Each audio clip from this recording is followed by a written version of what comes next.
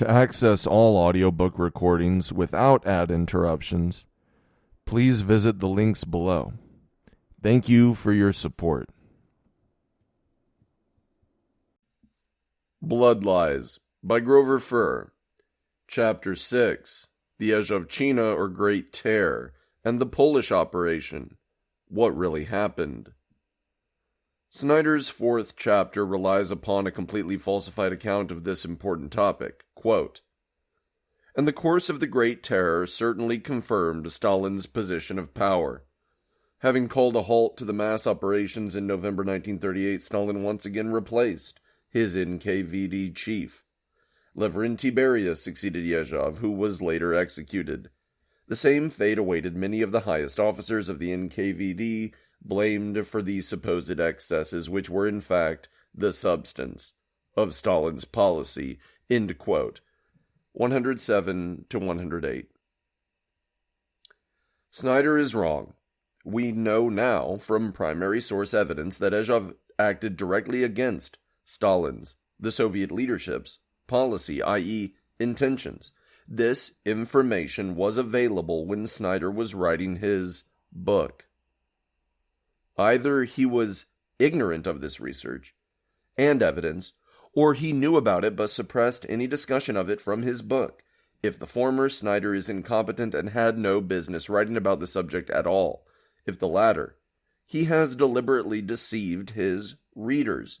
We now have the telegram sent on June 17, 1937, just prior to the June Central Committee plenum, in which Yezhov transmits the request of S.M. Mironov, NKVD chief in Western Siberia, reporting the threat of revolts by subversives in concert with Japanese intelligence. In it, Mironov reports that Robert I. Aika, Party First Secretary of Western Siberia, will request the ability to form a troika to deal with this threat. We also have at least one of the reports Mironov sent to Yezhov to justify this request. Apparently, Aika, and then a number of other first secretaries, approached Stalin and the Politburo after the plenum and asked for these special powers to deal with conspiracies, rebellions, and revolts in their areas. This led to the Politburo decree on anti-Soviet elements of July 2, 1937, which authorized all first secretaries to arrest kulaks and criminals who had returned to their areas, shoot the most dangerous of them, and exile the rest to other areas. This vision of organized internal revolts in conjunction with foreign powers, Japan in the case of Western Siberia, occurred in the context of the Tukhachevsky affair of less than a month earlier. In that case, the top commanders of the Red Army were convicted of collaboration with foreign powers and a plot to overthrow the Soviet government. The loyalty of the military commanders was in grave doubt. Rightly so. As we now know, the NKVD appeared to be the only force that Soviet power could rely upon. It did not become clear until much later that Yezhov himself was conspiring with foreign powers to overthrow the government and party leadership, and was using massive executions of innocent people to stir up resentment. The document authorizing the NKVD to proceed on a virtual war footing against rebels is Order Number 00447 of July 30th, 1937. It is available in Russian in many places, and in excerpt also in English. Footnote: English translation in Getty and Naumov, document 170, pages 473 to 478 in excerpt, hereafter G and N. End of footnote. This document authorizes actions only against those involved in rebellions and criminal activities. 1. Groups subject to punitive measures. 1.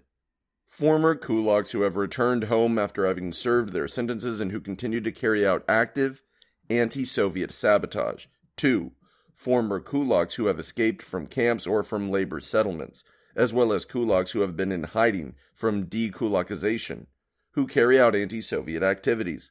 3.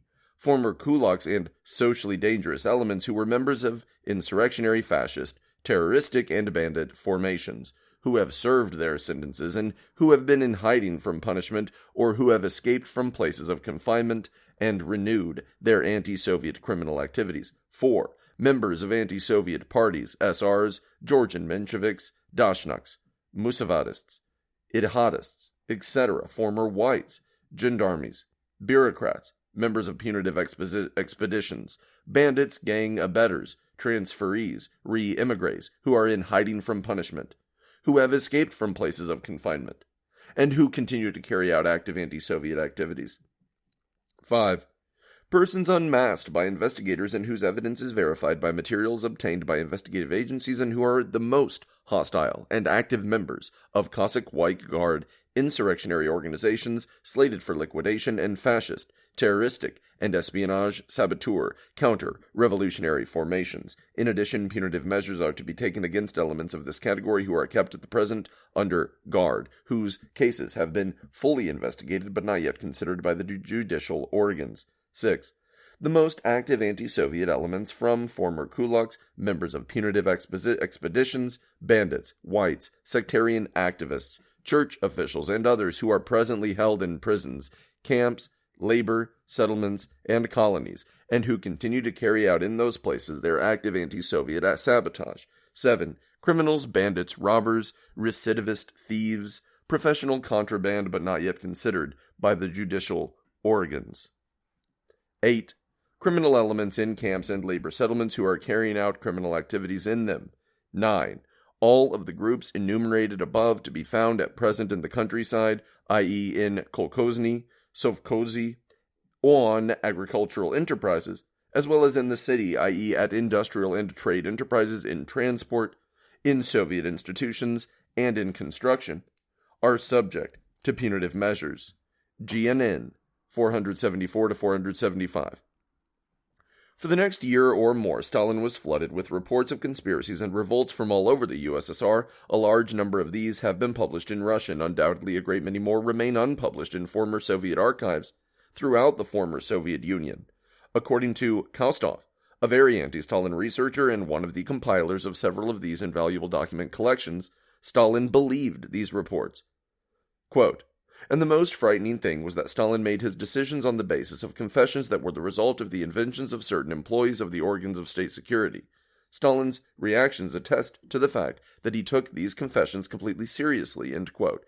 It is important to ideologically anti-communist researchers that these mass murders be seen as Stalin's plan and intention.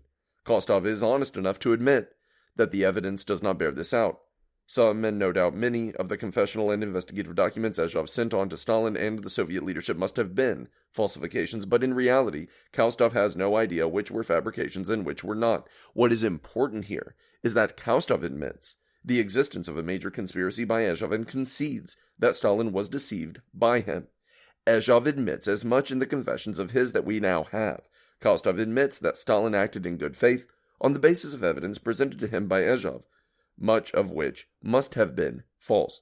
Russian historian Yuri Zhukov suggests that after Eika got these special powers for Western Siberia, the other first secretaries asked Stalin for the same powers and received them. Evidently, there was a connection between this campaign of repressions, carried out as a virtual war against rebellious anti-Soviet forces throughout the country, and the cancellation of the competitive elections that had been stipulated under the new 1936 Soviet Constitution. Stalin and his supporters in the Central Soviet government and party fought for such elections, but failed to win the Central Committee to approve them. Zhukov has traced the final decision not to hold such elections to October 11, 1937. He also located a draft or sample ballot for contested elections, a ballot never used, but preserved in a Soviet archive. Footnote, see Grover Furr, Stalin and the Struggle for Democratic Reform, Part 1, in Cultural Logic, 2005, paragraphs 60 to the end. End of footnote. Azov's conspiracy gradually uncovered. Beginning perhaps at the January 1938 Central Committee plenum, Stalin and the Politburo began to uncover evidence of massive, illegal repressions, first of all against party members. Politburo member Pavlov Postyshev was dismissed from his post on the grounds that he was killing off the party infrastructure. Footnote, on Postyshev, see Furr, Khrushchev Lied, End of footnote.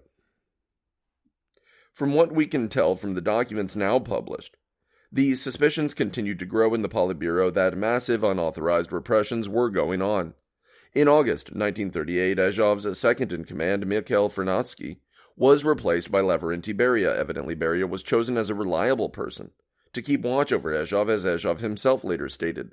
In November 1938, Azov was convinced to resign his position as Commissar of the NKVD. We are not sure exactly how everything happened. There is some evidence that Azov and his men planned one final desperate effort at seizure of power by assassinating Stalin and others at the November 1938 celebration of the Bolshevik Revolution, but that timely arrests forestalled this. Footnote. See transcript of the interrogation of the arrested person Azov Nikolai Ivanovich of April 26, 1939, Lubyanka, 1939-1946, at page 68 FF. End of footnote. Zhukov claims to have seen Azov's actual resignation and claims that it was done in a rushed way on any scrap of paper available. Zhukov concludes from this that Azov was only persuaded to resign with difficulty. Footnote. I.U.N. Zhukov, Jupel Stalina, Komsomolskaya Pravda, 20th November 2002. End of footnote.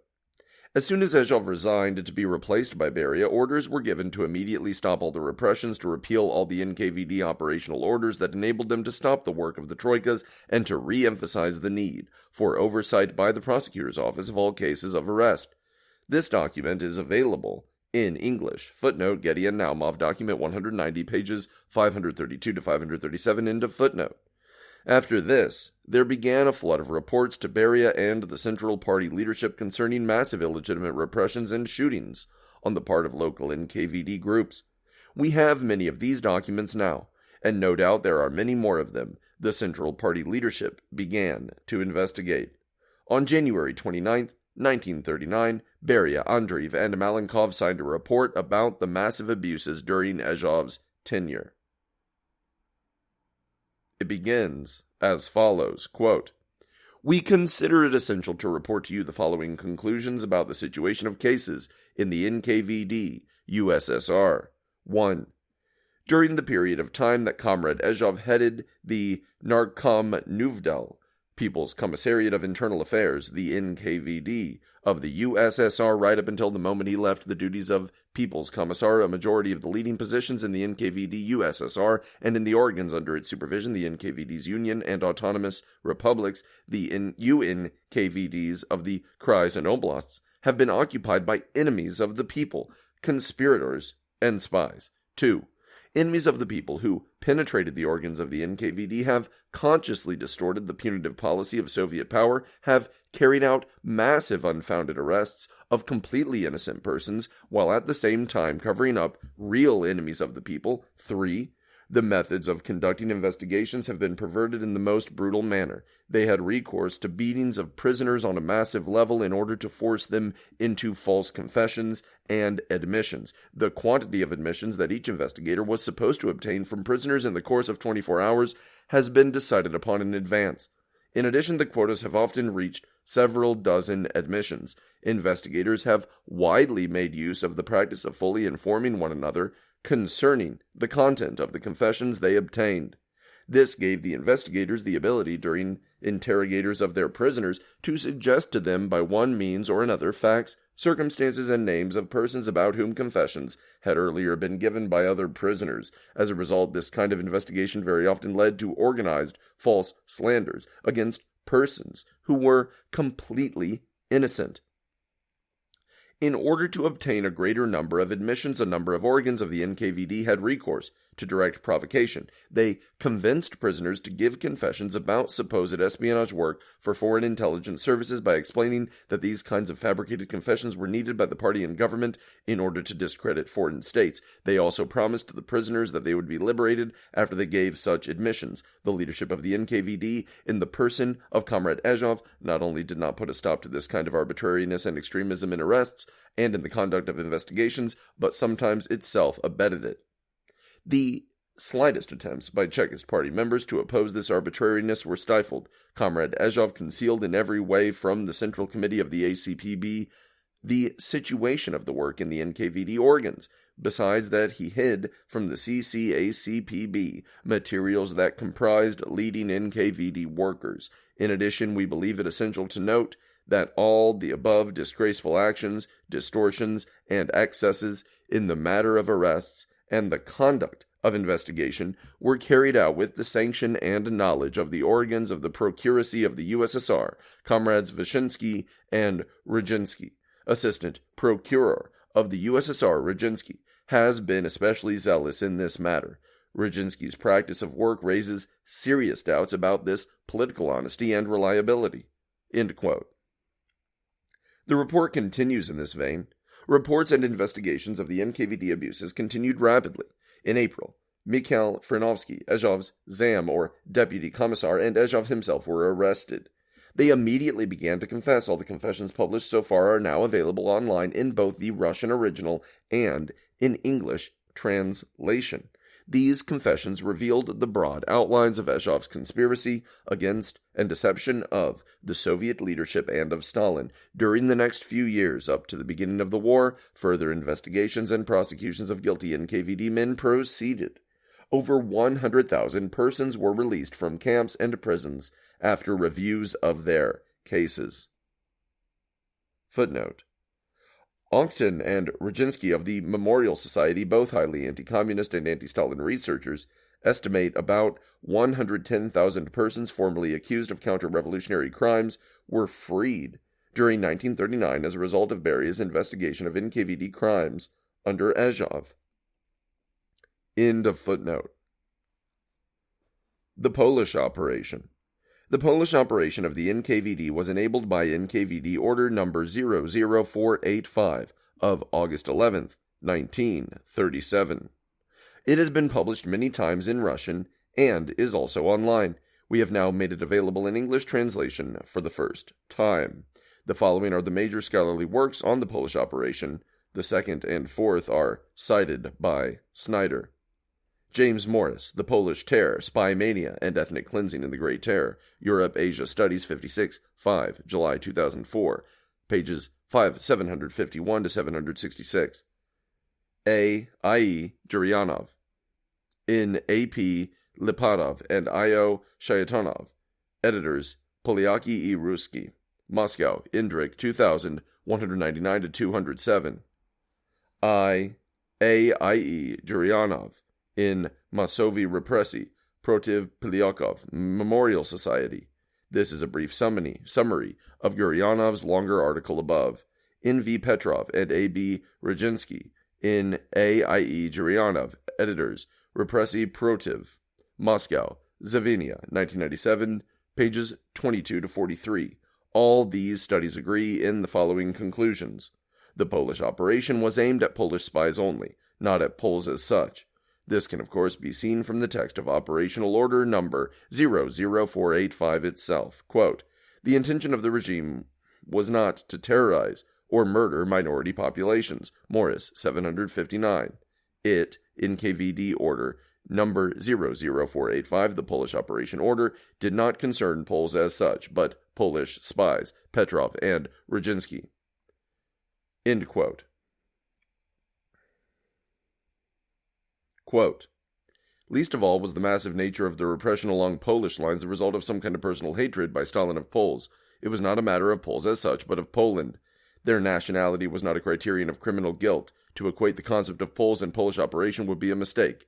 Petrov and Rodzinsky." End quote. Many of those arrested and either executed or imprisoned were not Poles or of Polish background at all. Quote, "These numbers show that many of the victims were not ethnic Poles." Morris, 762. End quote. Petrov and Rodzinsky stress repeatedly that nationality itself was not a criterion for arrest or execution. The Central NKVD did not keep records of the nationality of those arrested. Ezhov confessed that he and his men had arrested people who were not Poles on the pretext that they were Poles. Quote, "As a result of this pressure, the practice of repressions without any incriminating evidence whatsoever on the sole basis of one criterion alone that the person repressed belonged to such and such a nationality, Pole, German, Latvian, Greek, etc., was broadly expanded. However, that was not enough.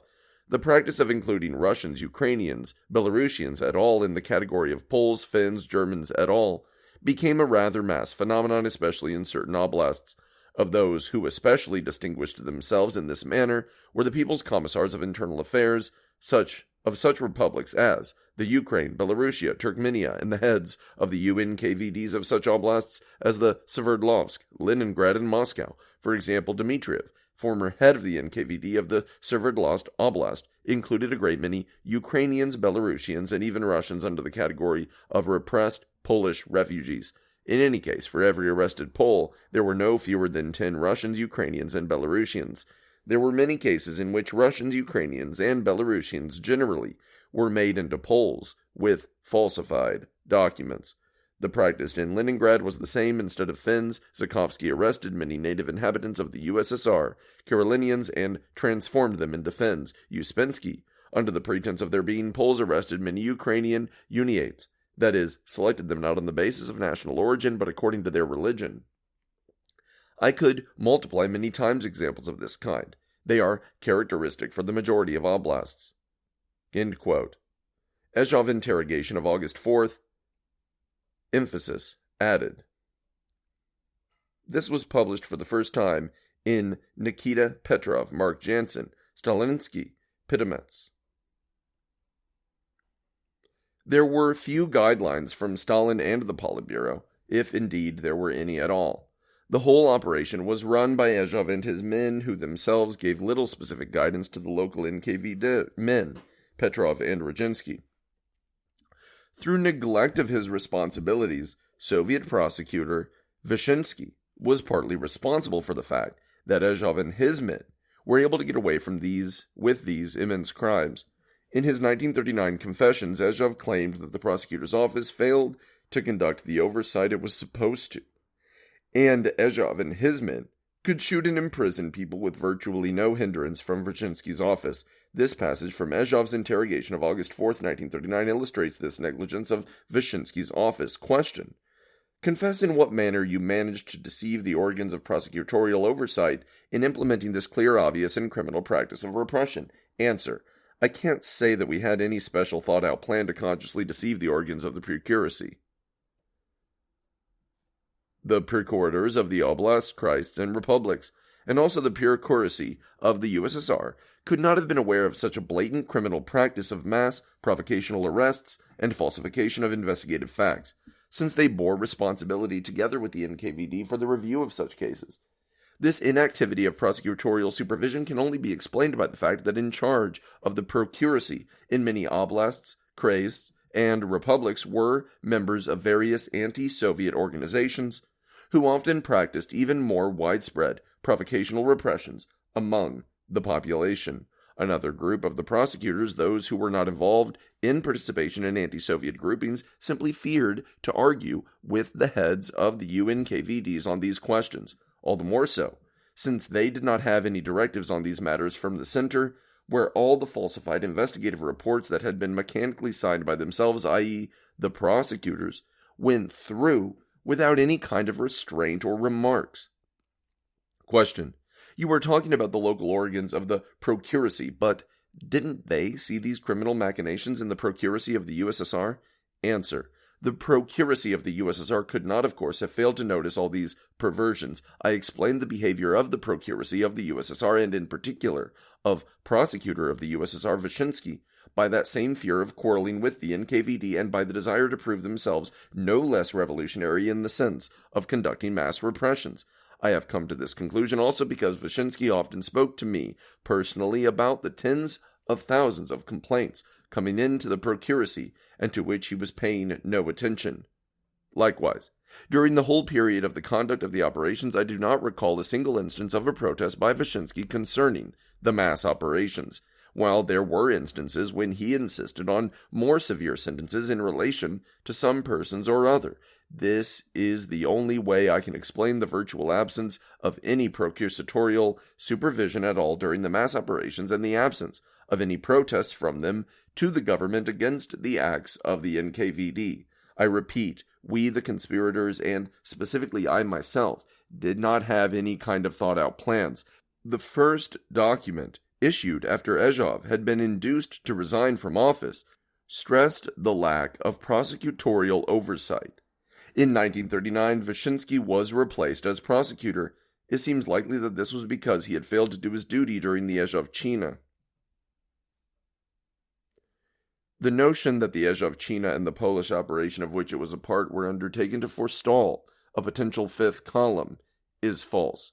This theory was evidently first stated by Oleg Khavelniuk in 1996, and has been uncritically repeated ever since, including by Snyder. Footnote. Note 14 in Petrov and Roginski states this as a fact. Khavelniuk's only evidence is an off-the-cuff statement by an agent Molotov to his biographer, Felix Chuev. End of footnote. Bukharin, not Stalin, was to blame for the massive repressions. One interesting fact that emerges from the primary sources now available, and we note available during the time Snyder was writing Bloodlands, is that Nikolai Bukharin, leading name among the rightists and one of its leaders, knew about the Azovchina as it was happening, and praised it in a letter to Stalin that he wrote from prison. Bukharin knew that Azov was a member of the rightist conspiracy, as he himself was. No doubt, that is why he welcomed Azov's appointment as head of the NKVD, a view recorded by his widow in her memoirs. In his first confession, in his now famous letter to Stalin of December 10, 1937, and at his trial in March 1938, Bukharin claimed he had completely disarmed and had told everything he knew. But now we can prove that this was a lie. Bukharin knew that Azov was a leading member of the rightist conspiracy, but did not inform on him. According to Mikhail Frenovsky, Azov's right-hand man, Azov probably promised to see that he would not be executed if he did not mention his own Azov's participation. This is documented in Mikhail Frenovsky's confession of April 11, 1939. Frenovsky was Azov's second-in-command. Quote, an active participant in investigations generally, Azov kept himself aloof from the preparation of this trial. Before the trial, the face-to-face confrontations of the suspects, interrogations, and refining, in which Azov did not participate. He spoke for a long time with Yagoda, and that talk concerned in the main of assuring Yagoda that he would not be shot. Azov had conversations several times with Bukharin and Rykov, and also, in order to calm them, assured them that under no circumstances would they be shot. End quote. If Bukharin had told the truth, if he had in fact informed on Azov, Azov's mass murders could have been stopped in their tracks. The lives of hundreds of thousands of innocent people could have been saved. But Bukharin remained true to his fellow conspirators. He went to execution. An execution that Bukharin himself swore in his appeal for clemency that he deserved 10 times over, without revealing Azov's participation in the conspiracy. This point cannot be stressed too much. The blood of the hundreds of thousands of innocent persons slaughtered by Azov and his men during 1937 to 1938 is on Bukharin's hands. Bukharin's 2 appeals for clemency, both dated March 13, 1938, were reprinted in Izvestia on September 2, 1992. They were rejected, and Bukharin was executed on March 15, 1938. I have translated them and put them online in English. Azov's Confessions. All ideologically anti-communist accounts suppress the evidence of Azov's conspiracy against the Soviet government. None of them refer to the confessions of Azov and his men, though these confessions were all available to them. The apparent reason for the failure to discuss Azov's conspiracy is the desire on the part of ideologically motivated anti-communist researchers to falsely accuse the Soviet leadership, Stalin most of all, of having ordered all the huge number of executions carried out by Azov. However, Azov explicitly states many times that his repressions and executions were carried out in pursuit of his own private conspiratorial goals. and that he had deceived the Soviet government. Thus, Azhov's own confessions are evidence that Stalin and the Central Soviet leadership were not responsible for his massive executions. Azhov's confessions that he deceived the government for his conspiratorial purposes are not contradicted by any other evidence. In addition, we now have the judgment of Kostov, an anti-communist researcher himself, who concludes on the basis of massive evidence at his disposal that Stalin believed the false reports Azhov was sending him.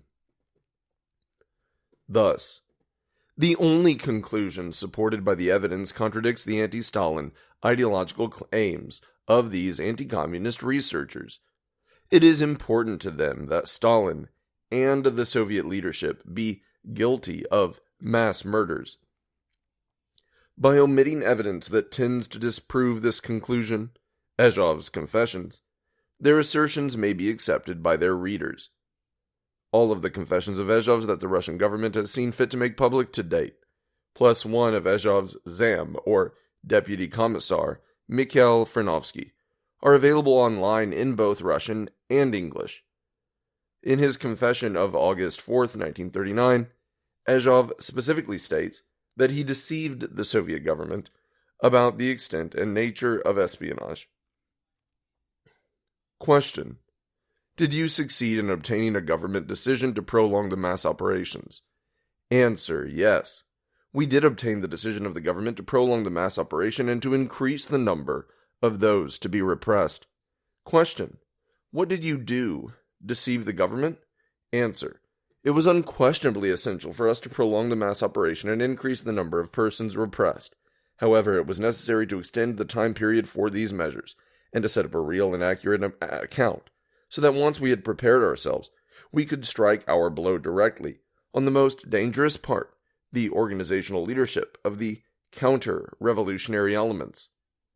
The government, understandably, had no concept of our conspiratorial plans, and in the present case, proceeded solely on the basis of the necessity to prolong the operation without going into the essence of how it was carried out. In this sense, of course, we were deceiving the government in the most blatant manner. Was Azhov a Polish spy? Of the sources on the Polish operation, only Morris mentions this fact. Ironically, Azhov was accused of being a Polish spy when he was arrested a short time later, page 763. Morris cites no evidence or source at all here. He may well have taken it from Jansen and Petrov 2000, page 187, where it is briefly stated as one of the charges against Azhov at trial on February 1st, 1940. But we now know somewhat more about this. Pavlyukov had access to some of Azhov's confessions, including those of April 18th through 20th, 1939, shortly after his arrest. After a brief verbatim quote, Pavlyukov 520 to 521 summarizes thus, quote, Azhov related that he was drawn into espionage work by his friend F.M. Konar, who had long been a Polish agent. Konar learned political news from Azhov and gave them to his bosses in Poland, and on one occasion told Azhov about this and proposed that he volunteer to begin working for the Poles, since Azhov had in fact already become an informant of Polish intelligence, since he had transmitted to them via Konar many significant party and state secrets. He supposedly had no other choice than to agree with this proposal. The Poles supposedly shared a part of the intelligence received from Azhov with their allies, the Germans, and so after a time an offer of collaboration from the latter was also made.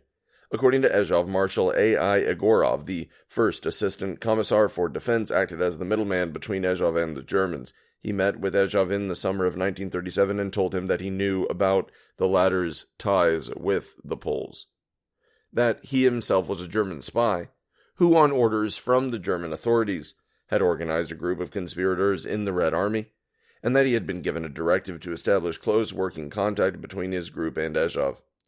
Azhov agreed with this proposal and promised to protect Egorov's men from arrest. End quote. This corresponds generally to other evidence we have about the military conspiracies and the charges against Egorov. Objectivity and evidence.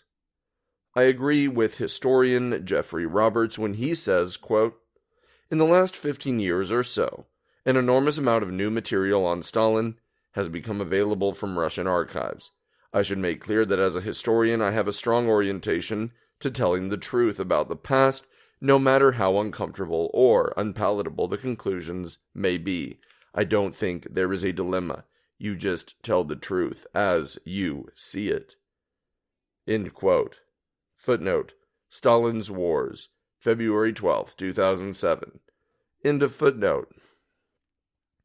The conclusions about the Azovchina outlined here will be unacceptable to persons motivated not by the pursuit of the objective truth, not out of any desire to apologize for the policies of Stalin or the Soviet government, but because they are the only objective conclusions possible based on the available evidence. End of Chapter 6. Chapter 7. The Molotov-Ribbentrop Pact. What really happened? Footnote. The formal name for this agreement is the Non-Aggression Pact between the USSR and Germany. It is often called the Molotov-Ribbentrop Pact or Treaty after the two foreign ministers who signed it. Ideological anticommunists call it the Hitler-Stalin Pact, in furtherance of the goal of associating the USSR to Nazi Germany and Stalin to Hitler. End of footnote. Introduction.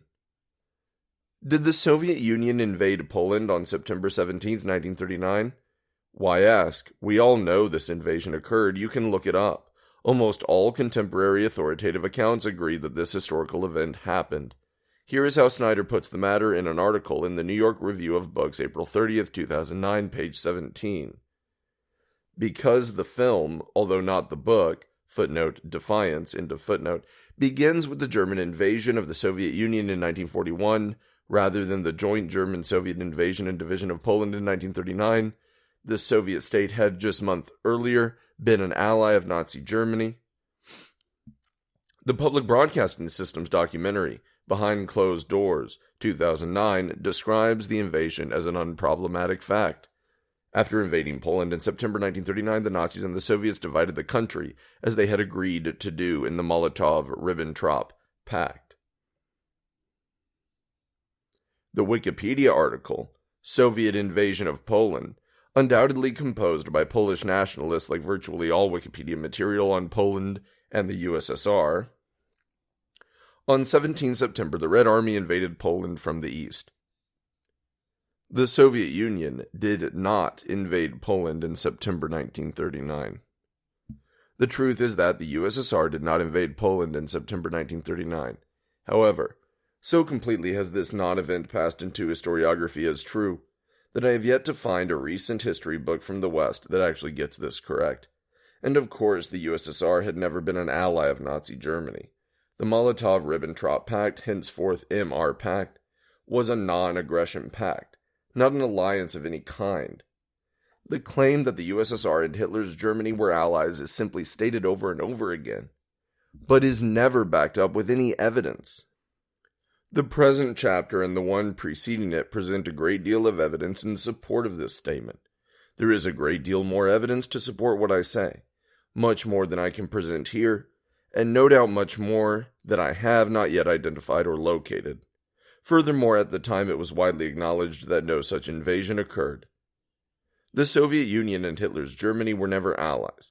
Strictly speaking, it is impossible to prove a negative in this case that no alliance existed. The burden of proof is on those who use the terms alliance, allies, and ally with respect to the USSR, Germany, and the MR Pact. The complete text of the pact is online at the Modern History Sourcebook. It is short. Anyone who reads it can see that there is no alliance of any kind. The truth about these matters is another victim of the post-World War II Cold War, when a great many falsehoods about Soviet history were invented and popularized. The truth about this and many other questions concerning the history of the first socialist state has simply become politically incorrect. In respectable academia, it is taboo. Footnote. Some time ago, a colleague on an academic mailing list tweaked me for supposedly defending Stalin. He wrote, "I could make a crack about what defenses of Stalin have to do with a sensible materialism, but that would be beneath me." My colleague thinks he knows something about Stalin and the USSR during Stalin's time. He doesn't. But you can't blame him too much, since almost none of us do. More precisely, we know a lot of things about the Soviet Union and Stalin, and almost all of those things are just not true. We've been swallowing lies for the truth our whole lives. End of footnote. Demonizing, I use the word advisedly. It is not too strong. The history of the communist movement and anything to do with Stalin has become de rigueur, a shibboleth of respectability, and not only among avowed champions of capitalism, but also among those on the left and opponents of capitalism generally, including many Marxists, the natural constituency of a movement for communism. The non-aggression treaty between Germany and the USSR of August 1939. Footnote. For a discussion of the events that led up to the Molotov-Ribbentrop Pact of 1939, an excellent account is still Bill Bland, The German-Soviet Non-Aggression Pact of 1939, 1990. I have checked every citation in this article. Most are available online now. It's very accurate, but far more detailed than the present account requires. End of footnote.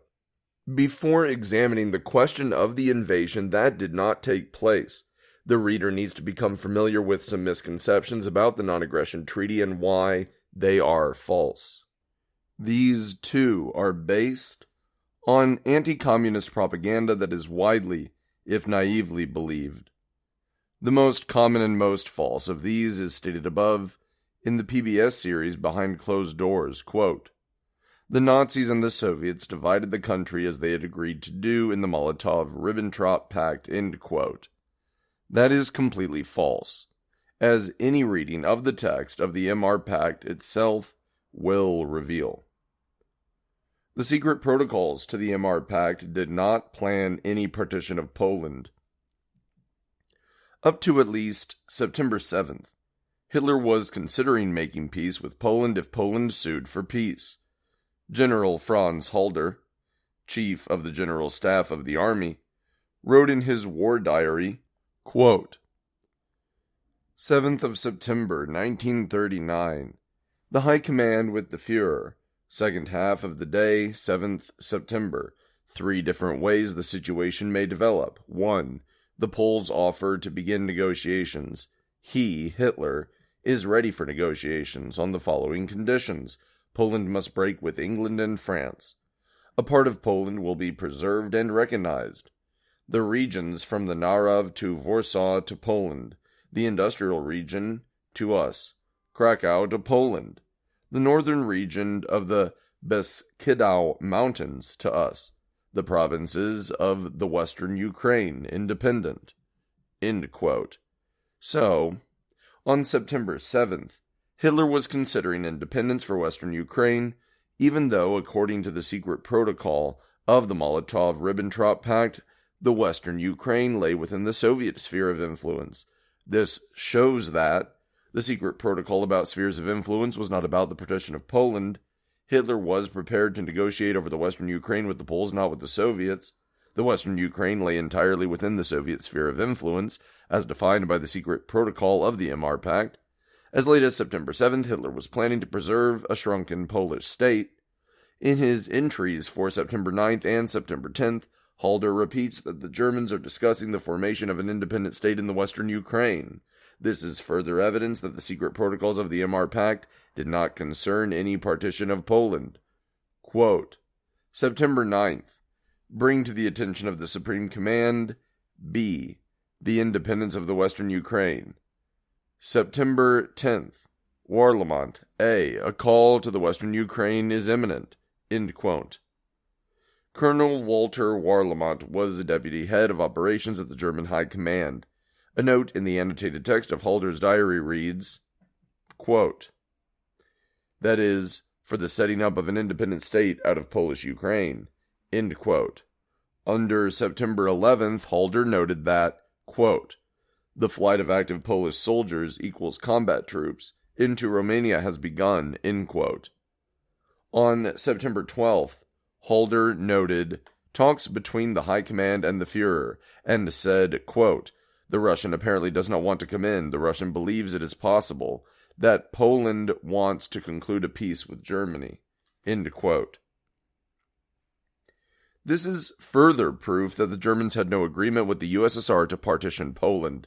It is also evidence that the USSR expected that a negotiated settlement would leave a rump Polish state in existence between Germany and the Soviet border. Halder also noted, quote, Romania does not wish to accept the entry of the Polish government, will close its borders. End quote. Quote, He, Hitler, is prepared to be content with the eastern part of Upper Silesia and the Polish corridor, if the West doesn't interfere. End quote. This would have meant that most of Western Poland would have remained part of a shrunken Poland. This is additional evidence that Hitler did not plan on liquidating the Polish state. By September 12th, the issue of whether the Polish government might try to flee to Romania had obviously been raised, but it had not yet happened. This means that on September 12th, Hitler still believed the Polish government would stay in Poland because he assumed he would have someone to negotiate peace with. The same day, General Wilhelm Keitel, head of the Supreme Command of the Armed Forces, ordered Admiral Canaris to activate units of the Organization of Ukrainian Nationalists, OUN, on Polish territory with the aim of forming an independent Polish and Galician Ukraine. This was to be accompanied by a general massacre of Poles and Jews. During post-war interrogation by Soviet authorities, General Major Erwin von Lauhausen of the Abwehr, German military intelligence, confirmed this. Quote, Colonel Amen, interrogator. What, if anything, was said about possible collaboration with the Ukrainian group?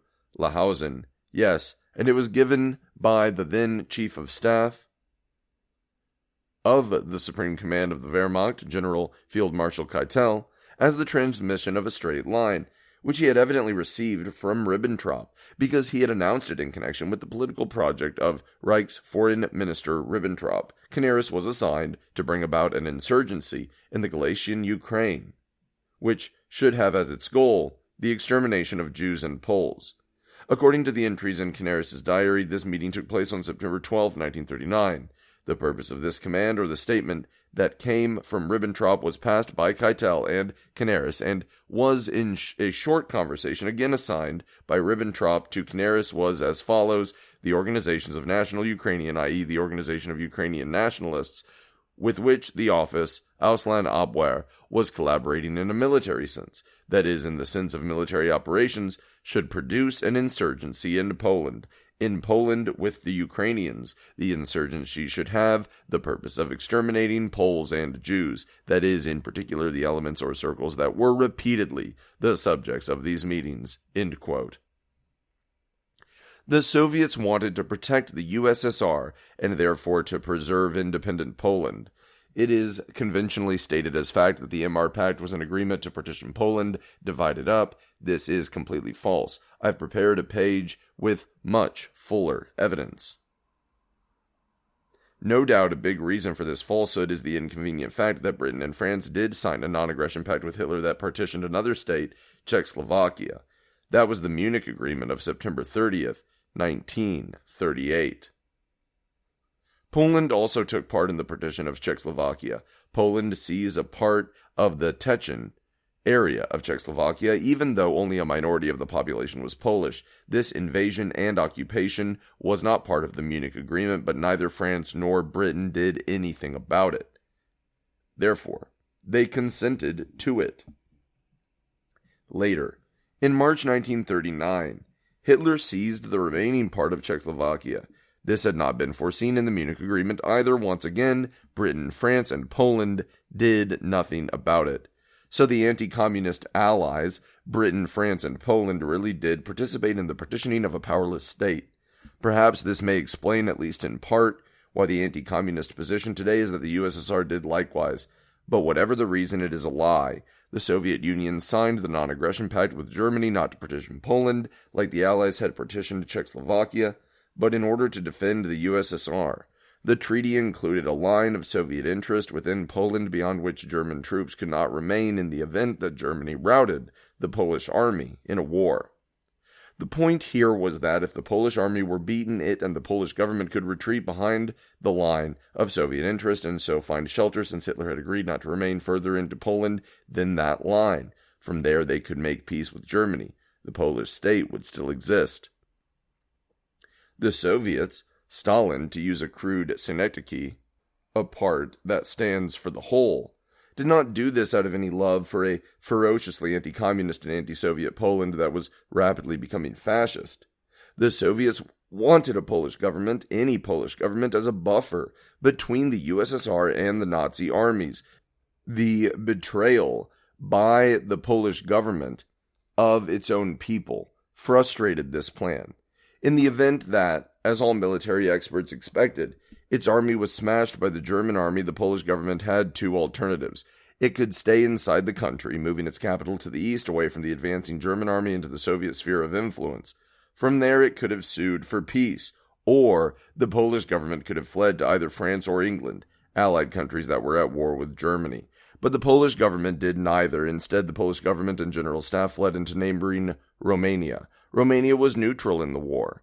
By crossing into neutral Romania, the Polish government became interned. Under internment, it could not function as a government from Romania or pass through Romania to a country at war with Germany like France. To permit the Polish government to do either would be a violation of Romania's own neutrality and a hostile act against Germany. Footnote, I discuss internment and the international law on this question extensively below. End of footnote. The USSR did not invade Poland, and everybody knew it at the time. When Poland had no government, Poland was no longer a state. That meant that Hitler had nobody with whom to negotiate a ceasefire or treaty. Furthermore, the MR treaties' secret protocols were void since they were in agreement about the state of Poland, but no state of Poland existed any longer. Unless the Red Army came in to prevent it, there was nothing to prevent the Nazis from coming right up to the Soviet border. Or, as we now know, they were in fact preparing to do, Hitler could have formed one or more pro-Nazi states in what had until recently been Eastern Poland. That way Hitler could have had it both ways. He could claim to the Soviets that he was still adhering to the spheres of influence agreement of the MR Pact, while in fact setting up a pro-Nazi, highly militarized, fascist Ukrainian nationalist state on the Soviet border. Once the Germans had told the Soviets that they, the German leadership, had decided that the Polish state no longer existed, then it did not make any difference whether the Soviets or some hypothetical body of international jurists agreed with them or not. In effect, the Nazis were telling the Soviets that they felt free to come right up to the Soviet border. Neither the USSR nor any state would have permitted such a thing, nor did international law demand it. At the end of September, a new secret agreement was concluded. In it, the Soviet line of interest was to the east of the sphere of influence line decided upon a month earlier in the secret protocol and published in Izvestia and in the New York Times during September 1939. In this territory, Poles were a minority even after the Polonization campaign of settling Poles in the area during the 20s and 30s. How do we know this interpretation of events is true? How do we know the USSR did not commit aggression against or invade Poland when it occupied Eastern Poland beginning on September 17, 1939, after the Polish government had interned itself in Romania? Here are 9 pieces of evidence. 1. The Polish government did not declare war on the USSR. The Polish government declared war on Germany when Germany invaded on September 1, 1939. It did not declare war on the USSR. 2. The Polish Supreme Commander, Rydz Smigli, ordered Polish soldiers not to fight the Soviets, though he ordered Polish forces to continue to fight the Germans. 3. The Polish president, Ignaz Mościcki, interned in Romania since September 17th, tacitly admitted that Poland no longer had a government. 4. The Romanian government tacitly admitted that Poland no longer had a government. The Romanian position recognized the fact that Mościcki was lying when he claimed he had legally resigned on September 30th. So, the Romanian government fabricated a story according to which Mościcki had already resigned back on September 15th, just before entering Romania and being interned. New York Times, 10/04/39, page 12. But even Mościcki himself did not make this claim. Romania needed this legal fiction to try to sidestep the following issue. Once Mościcki had been interned in Romania, that is, from September 17, 1939 on, he could not function as president of Poland. Since resignation is an official act, Mościcki could not resign once he was in Romania. For our present purposes, here's the significant point. Both the Polish leaders and the Romanian government recognized that Poland was bereft of a government once the Polish government crossed the border into Romania and were interned there. Both Musiki and Romania wanted a legal basis, a fig leaf, for such a government, but they disagreed completely about this fig leaf, which exposes it as what it was, a fiction. 5. Romania had a military treaty with Poland aimed against the USSR, yet Romania did not declare war on the USSR. The Polish government later claimed that it had released Romania from its obligations under this military treaty in return for safe haven in Romania, but there is no evidence for this statement.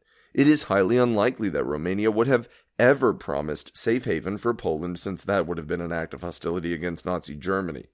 Romania was neutral in the war and, as discussed below, insisted upon interning the Polish government and disarming the Polish force once they had crossed the border into Romania. The real reason for Romania's failure to declare war on the USSR is probably the one given in a New York Times article of September 19, 1939. The Romanian viewpoint concerning the Romanian-Polish anti-Soviet agreement is that it would be operative only if a Russian attack came as an isolated event and not as a consequence of other wars. Romania anxious, watches frontier, New York Times, 9/19/1939, page 8. That means Romania recognized that the Red Army was not allied with Germany in its war with Poland. 6. France did not declare war on the USSR, though it had a mutual defense treaty with Poland. See this page, footnote, URL on page 311, end of footnote, for the reconstructed text of the secret military protocol of this treaty, which has been lost, which probably means that the French government still keeps its text secret. 7.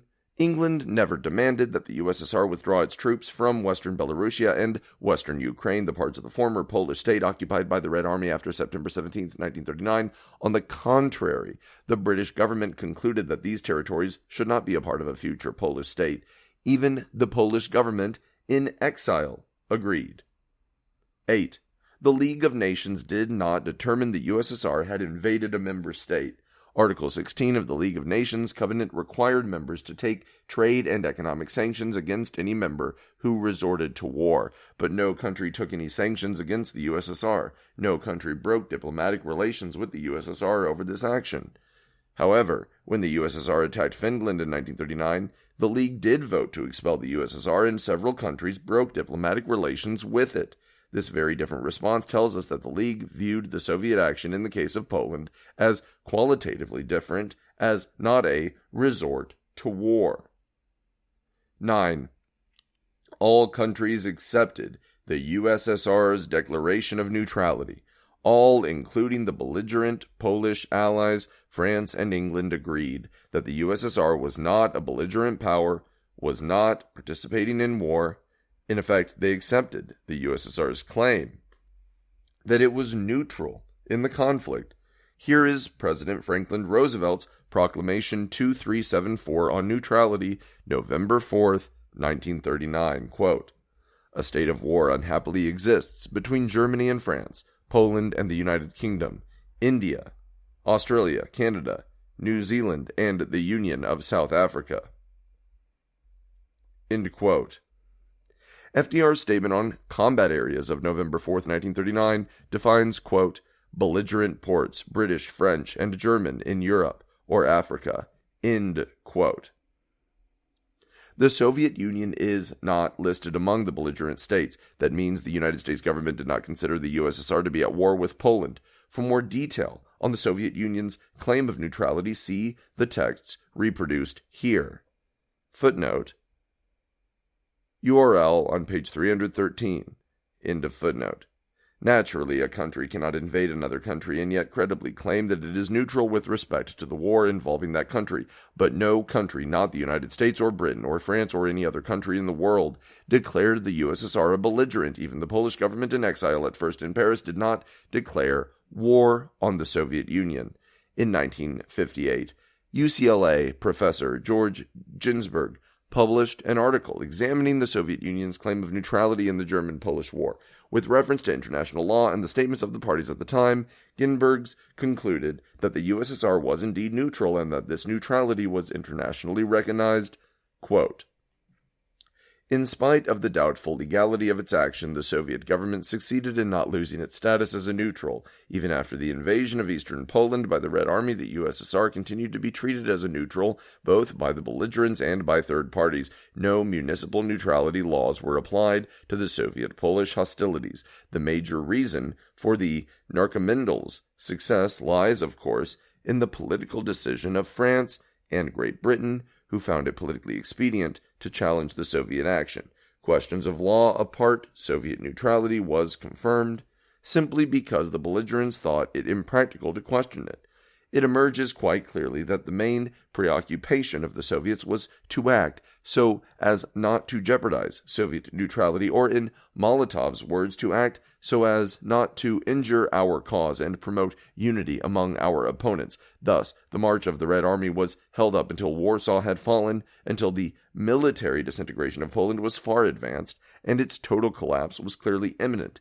In these circumstances, the action of the USSR, buttressed by not unreasonable legal arguments, took upon itself less and less of the appearance of a full-fledged military intervention on the side of Germany. To many, Poland's doom already appeared sealed by 17 September 1939, and by and large it was thought that in the East the war had already come to an end with Poland's defeat.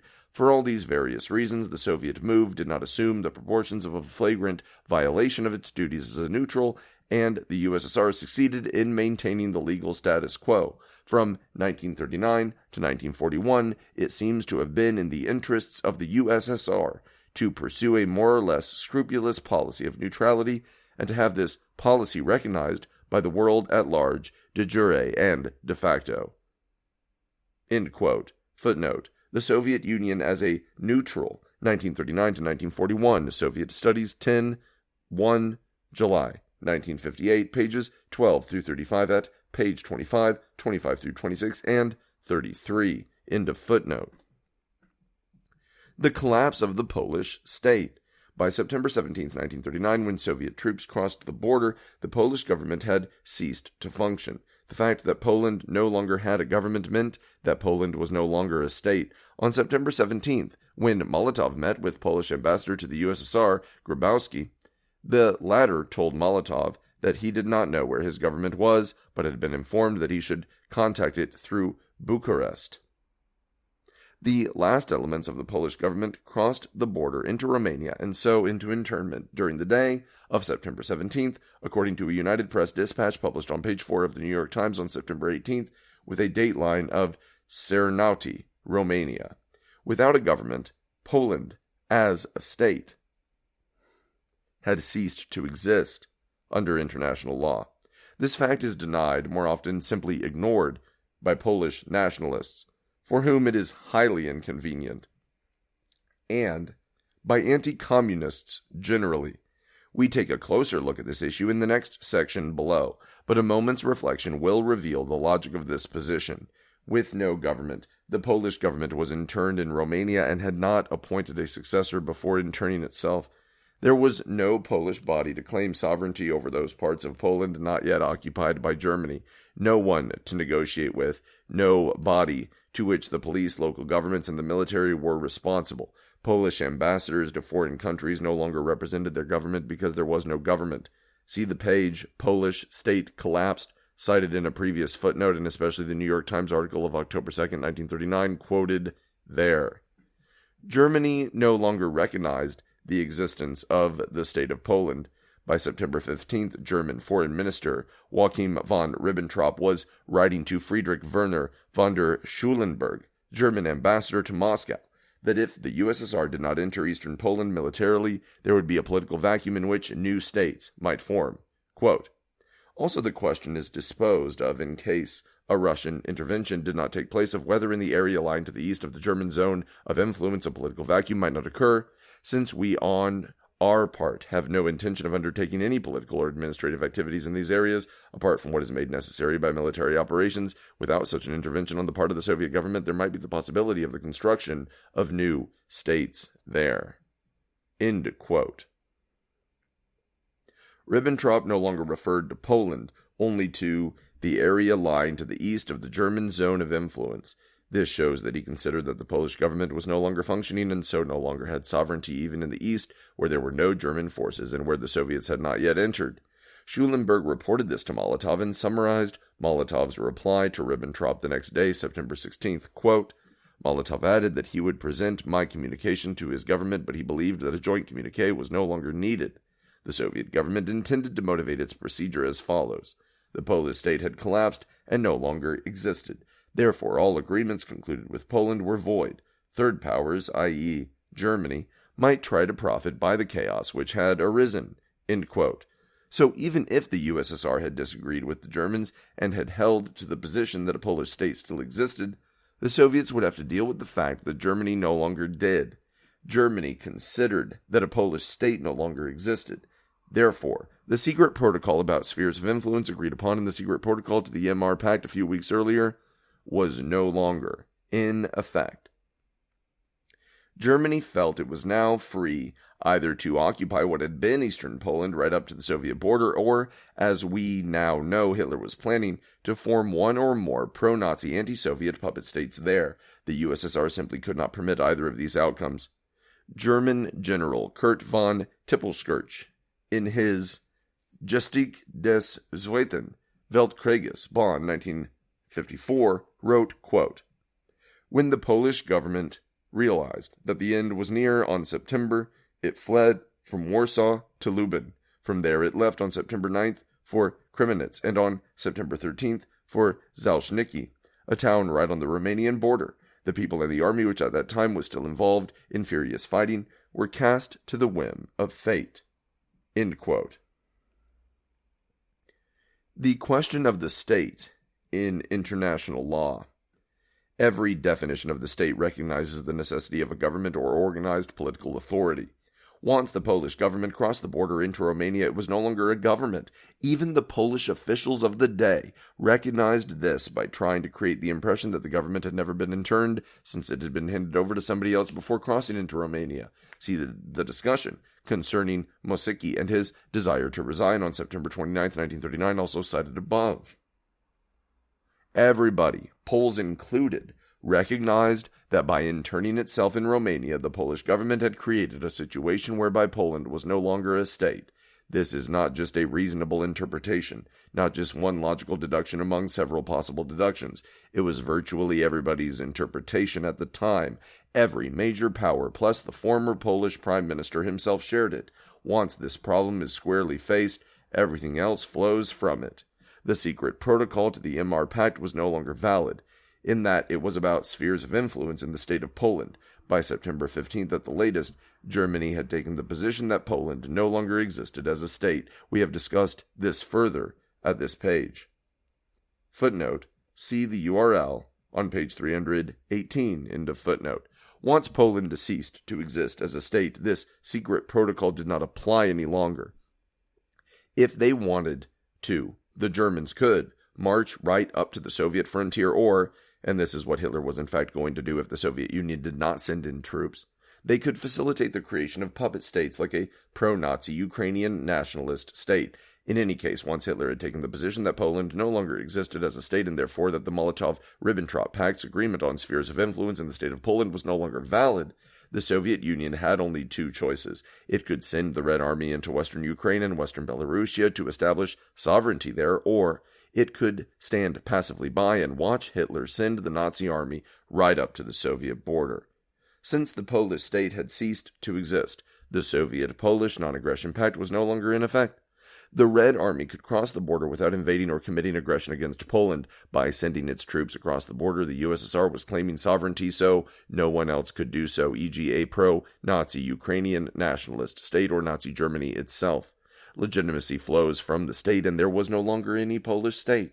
Therefore, the Polish army was no longer a legitimate army, but a gang of armed men acting without any legitimacy. Having no legitimacy, the Polish army should have immediately laid down its arms and surrendered, of course, it could keep fighting, but then it would no longer be fighting as a legitimate army, but as partisans. Partisans have no rights at all except under the laws of the government that does claim sovereignty. Some Polish nationalists claim that the Soviets showed their perfidy by refusing, once they had sent troops across the Soviet frontier, to allow the Polish army to cross the border into Romania, but this is all wrong. The USSR had diplomatic relations with Romania. The USSR could not permit thousands of armed men to cross the border from areas where it held sovereignty into Romania, a neighboring state. Imagine if, say, Mexico or Canada tried to permit thousands of armed men to cross the border into the USA. The Soviet position was valid under international law. In a 1958 article in the American Journal of International Law, UCLA professor Ginsburg determined that the Soviet claim that the state of Poland no longer existed was basically a sound one. Quote, "For all these various reasons, it may safely be concluded that on this particular point the Soviet argument was successful, and that the above considerations do not allow for any doubt that there did not exist a state of war between Poland and the USSR in September 1939. In spite of scattered protests to the contrary, the consensus heavily sides with the Soviet view that by September 17, 1939, the Polish government was in panic and full flight, that it did not exercise any appreciable control over its armed forces or its remaining territory, and that the days of Poland were indeed numbered. De facto, then, one may well accept the view that the Polish government no longer functioned as an effective state power. In such a case, the Soviet claim that Eastern Galicia was in fact a terra nullius may not be unjustified and could be sustained." End quote. Footnote. A case study in the Soviet use of international law, Eastern Poland in 1939, the American Journal of International Law 52, 1, pages 69 through 84 at pages 72 and 73. The term terra nullius is described on Wikipedia as follows, quote, "Terra nullius is a Latin expression deriving from Roman law meaning land belonging to no one, which is used in international law to describe territory which has never been subject to the sovereignty of any state or over which any prior sovereign has expressly or implicitly relinquished sovereignty." End quote. End of footnote. Renegotiation of Spheres of Influence, September 28, 1939. All this is referred to directly in telegram number 360 of September 15th through 16th, 1939 from German Foreign Minister Joachim von Ribbentrop to Graf Werner von Schulenburg, German ambassador to Moscow, with its reference to the possibility of the formation in this area of new states. Note that Ribbentrop was very displeased with the idea that the Soviets would take the threat to the Ukrainian and White Russian populations by Germany as a ground for Soviet action, and wants Schulenburg to get Molotov to give some other motive. He was unsuccessful. This was exactly the motive the Soviets gave, quote, "Nor can it be demanded of the Soviet government that it remain indifferent to the fate of its blood brothers, the Ukrainians and the Belarusians, inhabiting Poland, who even formerly were without rights, and who now have been abandoned entirely to their fate. The Soviet government deems it its sacred duty to extend the hand of assistance to its brother Ukrainians and brother Belarusians inhabiting Poland." End quote. Footnote. TASS, September 17, 1939, quoted in the New York Times, September 18, 1939, page 5. Also, Jane DeGrasse, editor, Soviet Documents on Foreign Policy, 1933 to 1941, volume 3, London, New York, Oxford University Press, 1953, pages 374 to 375. End of footnote. Polish imperialism. We should try to understand the Soviet explanation regarding the reference to the fate of its blood brothers, the Ukrainians and the Belarusians inhabiting Poland.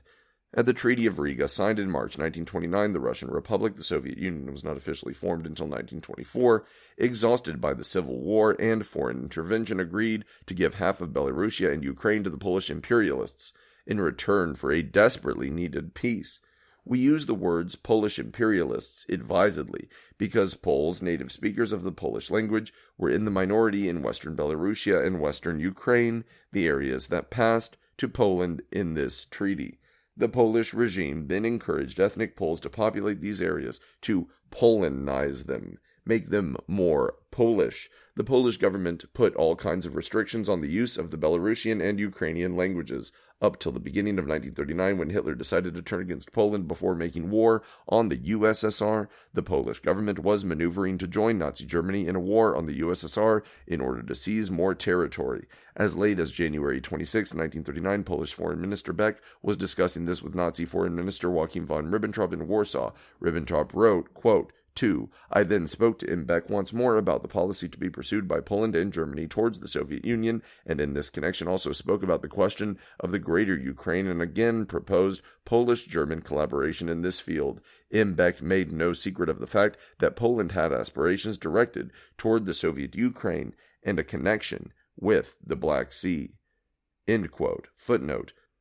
English translation in Documents on German Foreign Policy, 1918 to 1945, Series D, Volume 5. The document in question is number 126, pages 167 to 168. This quotation on page 168.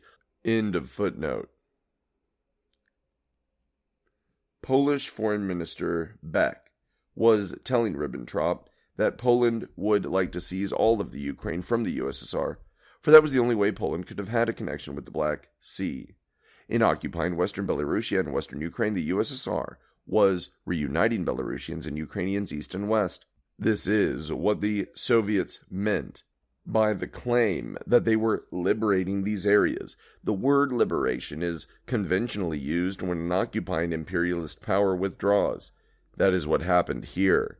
Ginsburgs wrote, quote, theoretically, the USSR still retains a better claim than Poland to the incorporated territories on the basis of the principle of national self-determination if the ethnic composition of the area's population is taken into account. For though the Soviet title rests on a plebiscite of doubtful validity, the Polish one derives from a direct act of force and military conquest, not even remotely claiming parentage with the concept of national self-determination.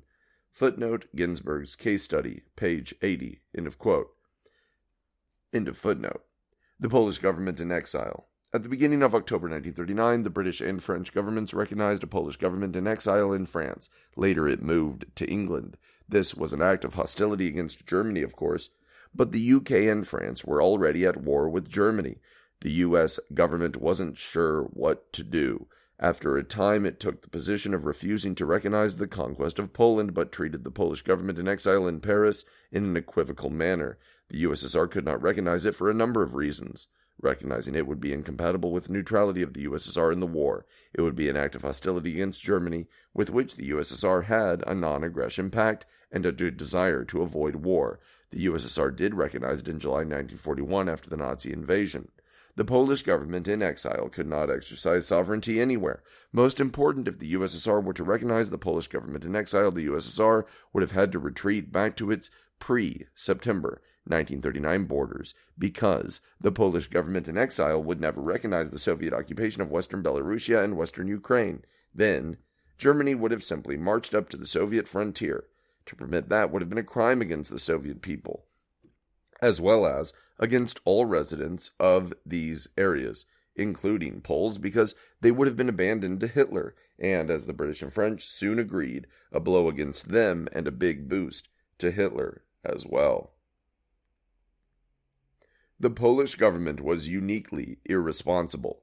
No other government during World War II acted as the Polish government did. Many governments of countries conquered by the Axis formed governments in exile to continue the war, but only the Polish government interned itself in a neutral country, thereby stripping itself of the ability to function as a government and stripping their own people of their existence as a state. What should the Polish government leader have done once they realized they were completely beaten militarily? The Polish government should have remained somewhere in Poland, if not in the capital Warsaw, then in eastern Poland, if its leaders had set up an alternative capital in the east, something the Soviets had prepared to do east of Moscow in case the Nazis captured Moscow. Then they could have preserved a rump Poland. There it should have capitulated, as, for example, the French government did in July 1940, or it could have sued for peace, as the Finnish government did in March 1940. Then Poland, like Finland, would have remained as a state. It would certainly have lost a great deal of territory, but not all of it, or the Polish government could have fled to Great Britain or France, countries already at war with Germany. Polish government leaders could have fled by air any time, or they could have gone to the Polish port of Gnidia, which held out until September 14th and fled by boat. Why didn't they do either of these things? Did Polish government leaders think they might be killed? Well, so what? Tens of thousands of their fellow citizens and soldiers were being killed. Did they perhaps really believe that Romania would violate its neutrality with Germany and let them pass through to France? If they did believe this, they were remarkably stupid. There is no evidence that the Romanian government encouraged them to believe this. Did they believe Britain and France were going to save them? If so, that too was remarkably stupid, even if the British and French really intended to field a large army to attack German forces in the West. The Polish army would have had to hold against the Wehrmacht for at least a month, perhaps longer, but the Polish army was in rapid retreat after the first day or two of the war. Perhaps they fled simply out of sheer cowardice. That is what their flight out of Warsaw, the Polish capital, suggests. Warsaw held out until early October 1939. The Polish government could have simply remained there until the city capitulated.